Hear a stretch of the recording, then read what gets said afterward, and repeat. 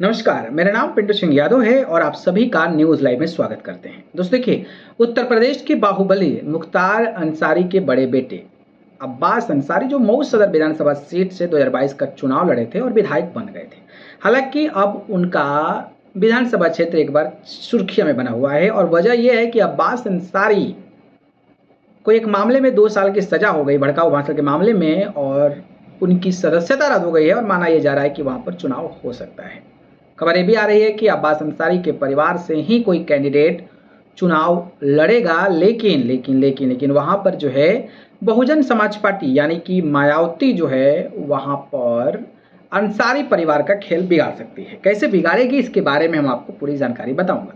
पहले मैं आपको एक डेटा देता हूं, 2022 का डेटा देता हूं। तो 2022 का जो विधानसभा चुनाव हुआ था उसमें जो है 2022 नहीं 2017, मतलब 2022 तो अभी हुआ था, 2017 में जब चुनाव हुआ था तो वहां पर बीएसपी ही चुनाव जीती थी।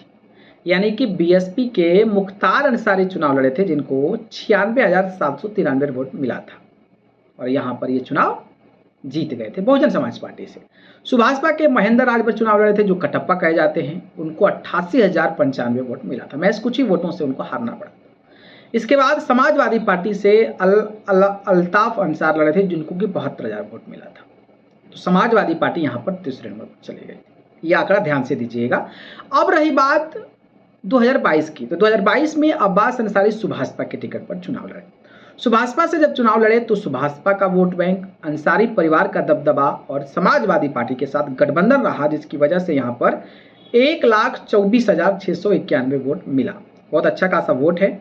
लेकिन बीजेपी से अशोक सिंह लड़े जिनको महज 86,000 वोट मिला और बीएसपी के भीम लड़े जिनको कि 44,000 वोट मिला है। अब रही बात सुभाषपा, तो सुभाषपा अब जो है बीजेपी के साथ चली गई है। तो सुभाषपा अगर बीजेपी के साथ चल गई है तो राजभर वोटों में कुछ न कुछ बदलाव जरूर आएगा। रही बात समाजवादी पार्टी की, तो समाजवादी पार्टी यहां पर बीजेपी के साथ लड़ाई में नजर आएगी और माना यह भी जा रहा है कि भाई समाजवादी पार्टी से ही अंसारी परिवार चुनाव लड़ सकता है।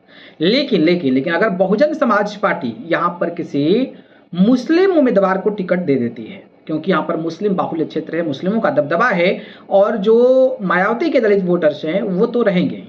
तो अगर यहाँ पर मायावती खेला कर देती है, क्योंकि बीएसपी को 2022 में भी 44,000 वोट मिला था, और अगर अच्छे कैंडिडेट मुस्लिम कैंडिडेट को दे देती है तो ये वोट का तादाद और बढ़ सकता है। और अगर बीजेपी ने बहुत अच्छा कैंडिडेट दे दिया तो यहाँ पर मामला जो है फंसा सकती है। यानी कि मायावती जो है वो कहीं ना कहीं मऊ सदर विधानसभा सीट पर पेंच जो है वो फंसा सकते हैं।